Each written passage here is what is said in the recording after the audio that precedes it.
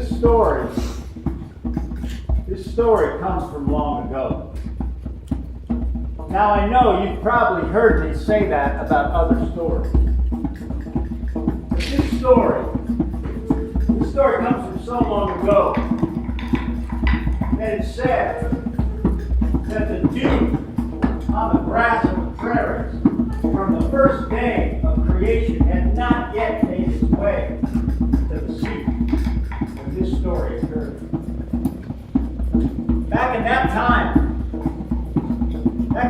there were people and animals and plants and all the things of the world, all the beings, they were there. But you know, there weren't as many people then as there are now. The people were few and they were scattered about in little clumps. Now this story comes from Turtle Island, this continent that we're on now. It comes from west of here. And out here where Two Medicine and Badger Creek come together, there was a little camp of people. A very little camp. It was a father and a mother and their 3 daughters. That was the whole camp. And as you might imagine, these daughters were young women, really, of marriageable age. But living as they did in a community of just their sisters and their mother and father, they were probably concerned about their prospects for finding husbands. And this might have been weighing on their minds and on the minds of their parents. But one day they noticed something. Out on a little rise, a little ways away, someone had erected another lodge.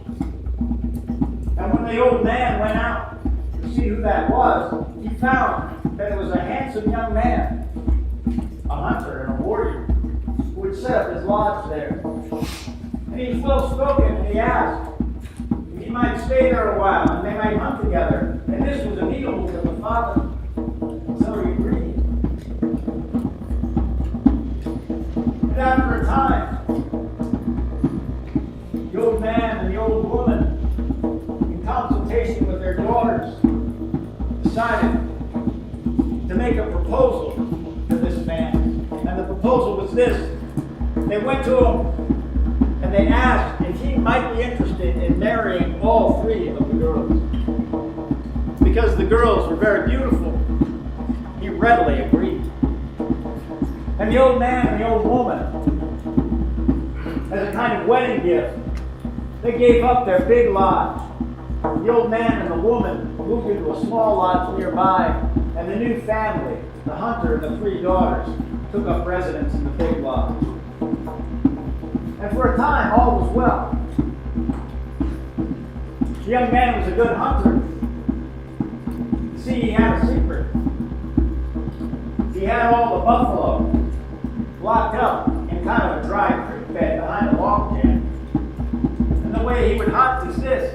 He would go out with the old man, and the old man would move some of the logs to form a kind of gate.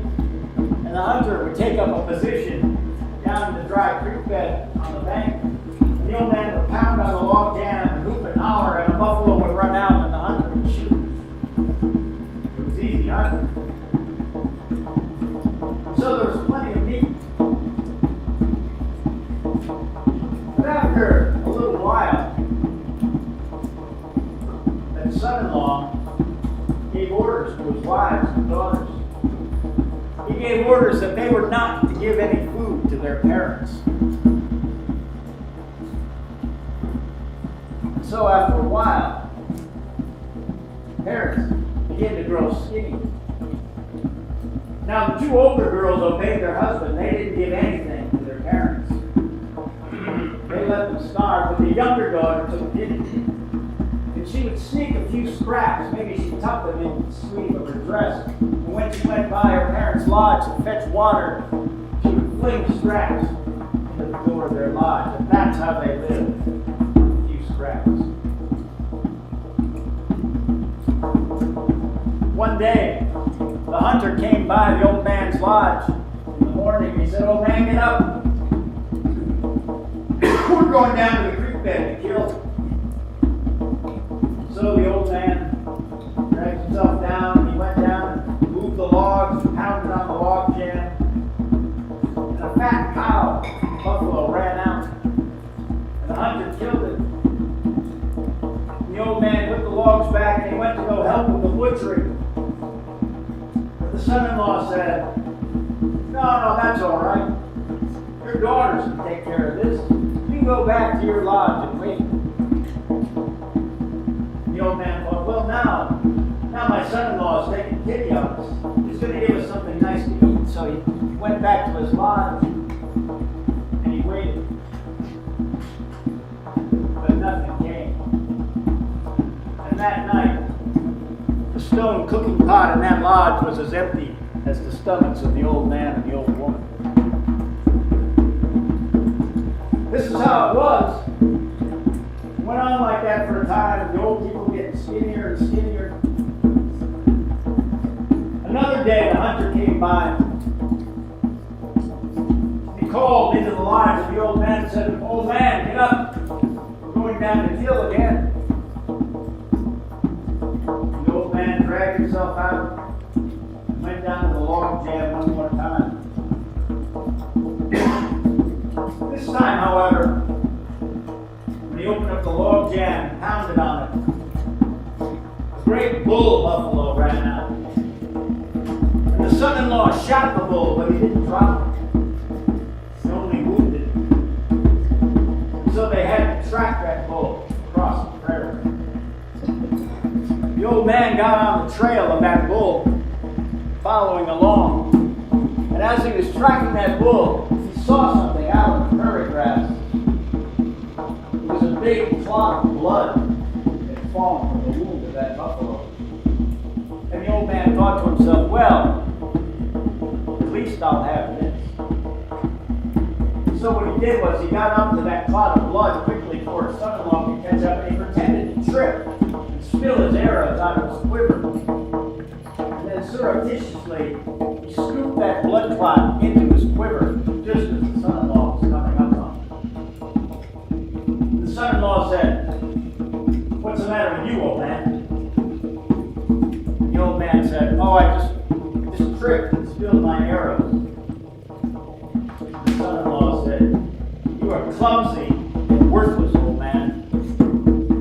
I don't think you have any reason to have arrows anymore. And with that, he took the arrows and put them into his own quiver, leaving the old man's quiver empty except for the hidden clot of blood. And that night, when the old man went home to his little lodge, he said to the old woman, he said, put on the stone kettle. Put on the stone kettle, we're going to cook. And the old woman was excited. She said, oh, has our son-in-law taken pity on us and given us something nice to eat? The old man said, not exactly. And when the water was boiling, he turned his quiver over the stone pot, dropped the clot of blood into the boiling water.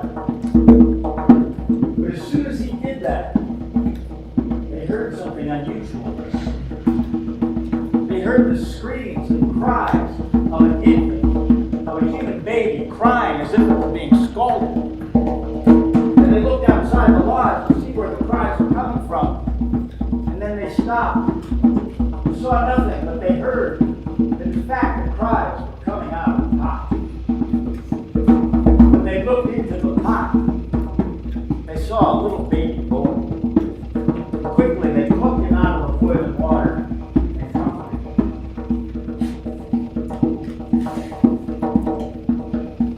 Now they began to talk about what they would do with this baby. And the old man and the old woman agreed that if their son-in-law knew that baby was a boy, he would kill him. And so they decided that they would tell their son-in-law the baby was a girl. And then he would think that in time he would have another new young wife and he would let the baby live. So that's what they decided to do. And they named the baby Kato Yish, which means clot, blood. So that's where the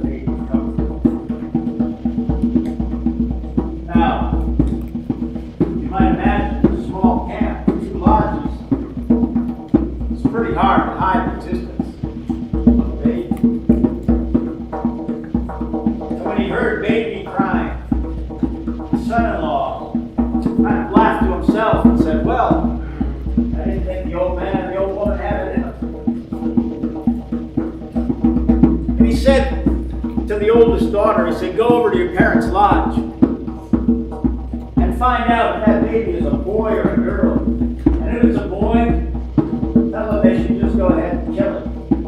Because if they don't, I surely will. And so the eldest daughter went over to inquire about the baby, and she was told that the baby was a little girl. And she reported this back to her husband,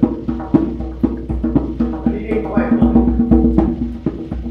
So he sent the second daughter to find out if the baby was a boy or a girl. And she went over and she was told the same, that the child was a girl. And she too reported this back to her husband. But he was still suspicious. And so he sent the youngest daughter.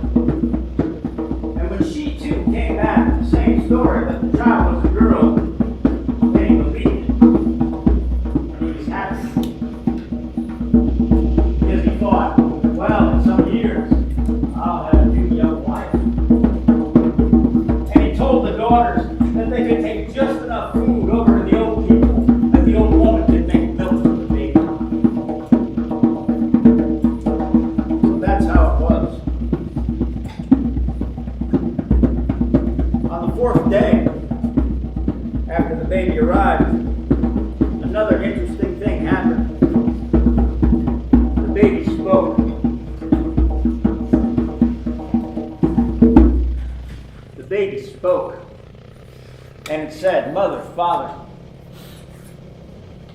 here's what you must do. You must tie me to the lodgepole. Tie me to one lodgepole each day and move me sunwise. Move me in the direction the sun travels around the lodge. And so, they took the baby, and in the way of those times, they put the baby, they put him in a cradle board, and they hung him from the easternmost lodgepole. And the next day, they moved the lodgepole toward the south. And they noticed the baby was a lot heavier than the day before. They continued each day moving him to the next lodgepole, going from east to south, around to the west. By the time they got the baby around near the northern lodgepoles, he was so large and so heavy that the old man and the old woman couldn't lift him. And Kanoyis said, that's all right. You can just lay me down and turn my head toward the next lodgepole from now on. And so they did that. And when they had come back around, so that he'd spend the day facing each lodgepole, he was a fully grown man, strong of limb, a young, handsome warrior. He sat up and he told the old man and the old woman, he said, my name, my true name is Smoking Star. I come from the Star People. But if you like, you can continue to call me Kanoyis, the name you've given.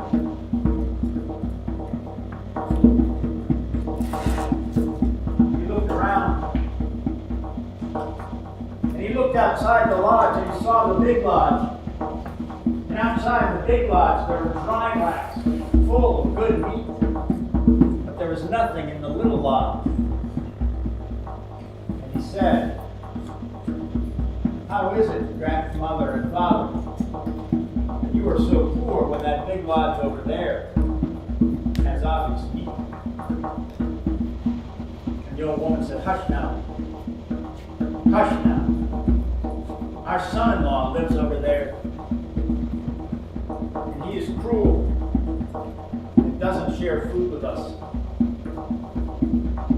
Well, said Kanoyis, Father, where are your arrows? We can kill meat. Where are your arrows? And the old man shook his head sadly and he said, I have no arrows. They were taken away. But, he said,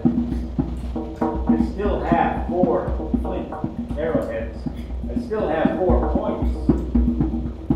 Lead them away. Kara just said, well, that's well. Tomorrow, we'll gather wood and we'll make arrows.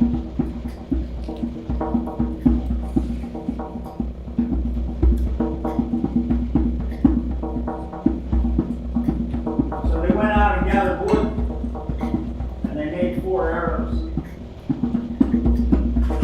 And the next day, in the morning, they went down to the log jam early. And the old man showed Kanayus where to stand. And then he removed the logs as before. He pounded on the log jam.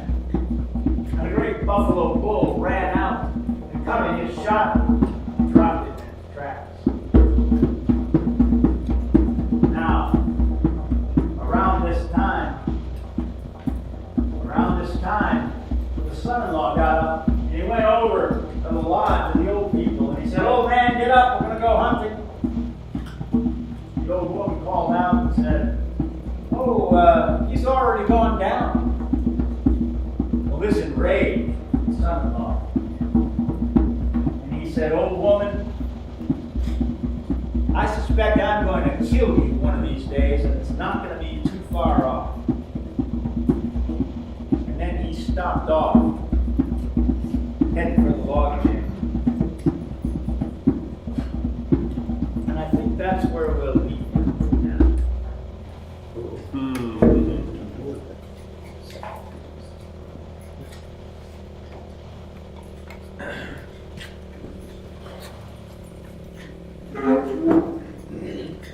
So I'm thinking we'll do maybe a little feeding of that start of the story.